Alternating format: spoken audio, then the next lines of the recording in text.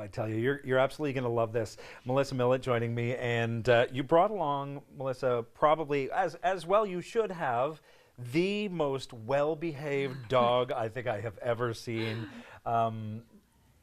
Clearly, Bella is yours. Yes, definitely mine, my little baby. And you know what? I think when they're well behaved and they're a terrier, I think there might be extra points. You know? Yeah, no kidding. For Boston Terrier. Boston Terriers notoriously, rambunctious, would that be the word? Yeah, I mean, she's naughty for sure, like deep down inside. She wants to do what she wants to do. And my friend says that if she had thumbs, she would have stolen my car. She's one of those. Really? Yeah. Wow. See, now that would be a good trick. That would be a good trick. So how old is Bella? I'm intrigued because I want to know at what age can you start teaching a dog to do tricks? Actually, you can teach right away. I like to teach obedience first because it just helps them get to sit, down, stand. She turns 3 in May. Okay. So I've been working on tricks with her for about a year. Turns out, and not that Sophia isn't a beautiful, my black lab isn't beautiful, but she is actually an incredibly talented dog. And Bella, I love the look I wish you could see the look. She literally has puppy dog eyes, yeah. And it's like she's looking at you, knowing that what's to come. Yeah. Does she? You know what, honestly, I'm holding treats and she knows it. However, if I take her food and I make her earn it, she loves it. But if I put her food down, she doesn't want it for free. She likes to be stimulated, you know? Okay, well, then let's let her do it. You've worked on a couple of tricks. Yeah, so first, you know what, we actually have we have a good obedience cue. We say shh, and the dog will automatically stop and relax. So we go, okay, ready? Okay, ready? Shh. And that's a nice cue that, wow. Isn't that a nice one? How long does that take? I have a puppy that's 4 months old in class that knows how to do that one. Wow. Yeah. That's phenomenal. Yeah, that's like the stop and relax cue. cue. Can I do it? Will it work if I do it? You can try. Okay. All right. Here, we'll give you the reward. Okay. And you can tell her to get excited. Dropped a little bit. Got to eat that first. Right hand. Okay. All right. Come on, let's go around. Shh. Oh, what a good girl. What an awesome dog. I wasn't sure how that was going to go. That worked. that worked really well. It took her a second to figure out that, oh, okay, I remember this. Yes. I know how this works. Okay, what else can she do? Well, you kind of stole my thunder there and did the next trick, but we have No, I'm all done. I'm all done, Bella. We have a nice little spin. That's a nice fun one. That's awesome. And then we have a jump into my arms. Oh, didn't quite land that one. Let's try that one more time. Ready? Hop. Oh, that was a good jump. Aw, she's just so cute. Yeah, and she's just starting on the jumping trick, so we're trying something called disc dog.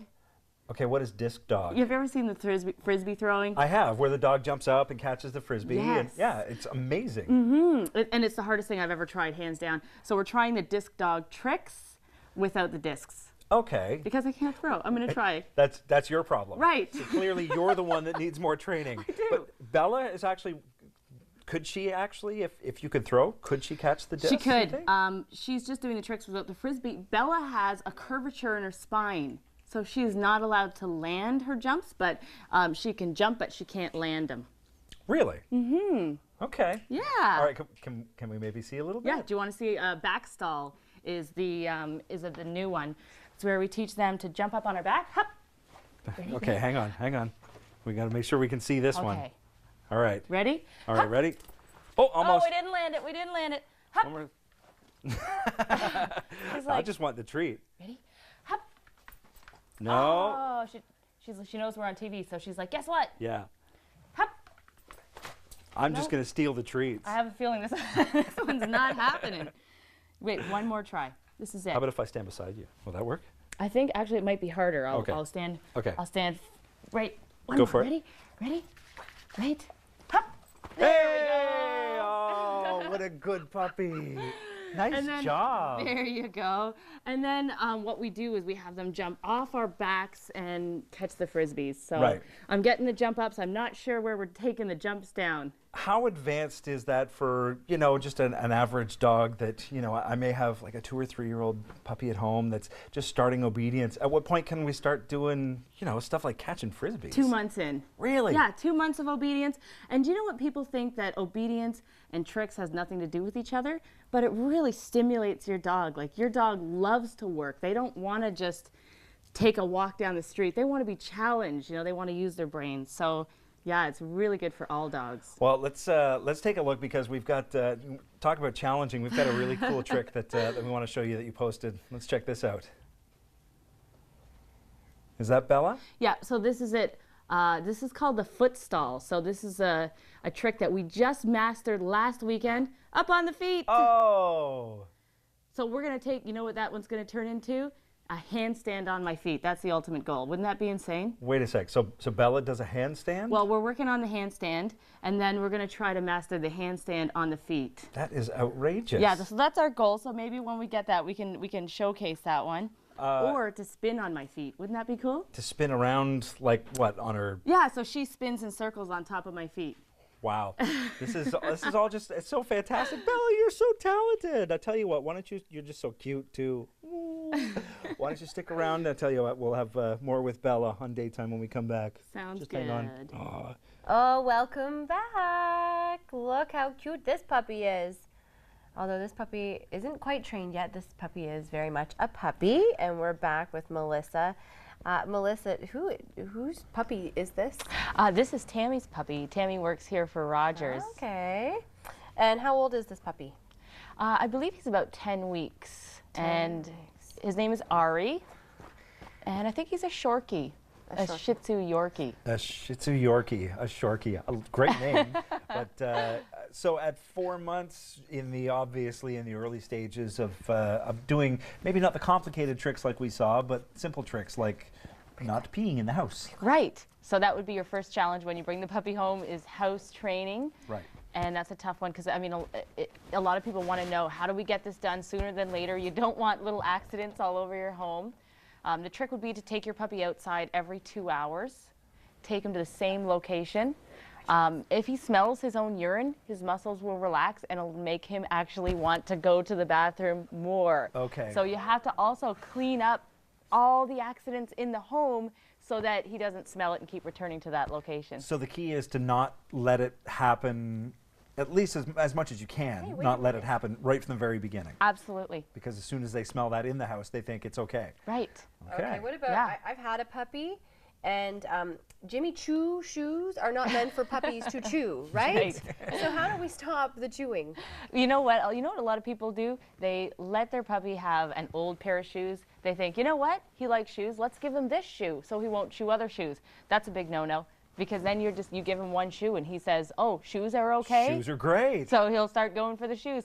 So you'll have to give him a lot of things to occupy himself. There's a series of mental stimulation toys where they dispense his food. Put his food inside, the ball rolls, the like food the pops out. Kongs? Yes. Okay. Yeah. Stuff the Kong with peanut butter. So does giving them other things to keep them occupied too, keep them from, because for puppies, they just love to bite. Biting shoes, like you said. Biting hands. Biting hands is another big thing. So as a developmental period, when puppies are really young, they mouth and bite everything.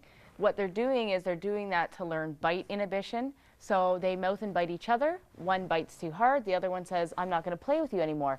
Then he learns to control the force of his bite and have a soft mouth. Okay. So yeah, so if you bite, if something bad happens one day and your dog is hurt and they want to snap at you, they won't do damage. So the important thing is to redirect until that phase is done. As soon as they bite you, you're going to say, ow, and give them a timeout. But also know that that phase isn't going to be gone until 4 months of age. So developmentally, they need to chew. They're going to chew on you all the time. Like babies. Yeah. This is a lot of the stuff that you cover on Doggy House Calls, which, by the way, airs Thursday nights at 9 o'clock. What are we going to see in the next few segments? Do you know? Bringing home baby, actually. Oh, yeah. That's a tricky one, eh? Right, how to prepare your You're dog. also at a fire hall, eh? Yep, we just did a show on a fire hall on loose leash walking and how to teach your dog to walk on a loose leash, which is a really common problem. Did you have a sneeze? With Scotty Fitzgerald, who absolutely loves his puppies, doesn't he? He loves his pugs, yeah. He really does. Lucy and Pasha. Yep. And we had a few pugs on the show, actually. They're a really popular breed, and it just so turned out that way that we had a lot of pugs. What's the greatest pleasure that you get out of doing this show? I really like, honestly, I like sharing positive training techniques. I like to show people how to train their dog and how to develop a good relationship with them, that you don't have to punish your dog you can teach your dog what you want him to do instead of punishing what you don't want. And that's a really great way to have a good relationship. It's fair for your dog. It must be rewarding for you too to see people who maybe at their wits' end with their dog and you know, just not they just don't know what to do next. I've been told by people that their friends have told them that their dogs have gotten better since watching the show, and I thought that was a really nice compliment. That is cool. Yeah. I said, still call me though. No, I'm just kidding. Yeah, I still want to talk to you face to face. Absolutely. No, literally, I spill my guts. Like I will if I know how to fix something, I will absolutely share all the information that I have on that. So no holding back. At what stage in your life did you discover, first of all, your love for dogs and this ability that you have to help train them? That's a good question. When I was 18, I took my dog to a class. It was a Rottweiler, and she bit my dog trainer on the first day. Oh, Nice. no. Yeah. Awesome first Yes. impression. That's fantastic. Drew blood, and I was embarrassed, and I was young. I was just 18, and they sat me down. They gave me a big speech. You need to keep coming back with this dog. Turns out he was using aversive training techniques, and he tried to push her into it down and scared her. So in this day and age, I would have said he probably deserved it, and you shouldn't do that to dogs, right? Because he was afraid. But anyway, I trained my dog with him, and then another trainer for 5 years, and got addicted and started teaching after that. Well, have training techniques really kind of changed? You know, is that sort of the way it was done? Absolutely. then? Do you want to hear an interesting story? My trainer and I went to a chicken camp to learn how to train dogs. I know normally I wouldn't admit this because it doesn't seem like something to brag about. No. I did the same thing to train Ken. It worked great. I get it. Well, the idea with chickens is that they're simple and not stupid, and if you can train a chicken, you can train anything. So, yeah, we learned how, because you can't force the chickens to do anything, so you have to learn how to be creative. Wow. We'll call So for more treats. if we get in touch with you, if we have a chicken to train, you I still can retain train- some of that information? Right. How to train your chicken. Right. I love it. That's fantastic. Yeah, interesting. The man who created the chicken training camps, he trained animals in the 1960s, and they said, forget science, let's make money. And he started training all sorts of animals, and then he started training ravens for the Secret Service to carry a camera and hold it against the window and take pictures of the enemy. Wow. Amazing stuff. Yeah. Also amazing is this sweet, adorable puppy, Yuri, right?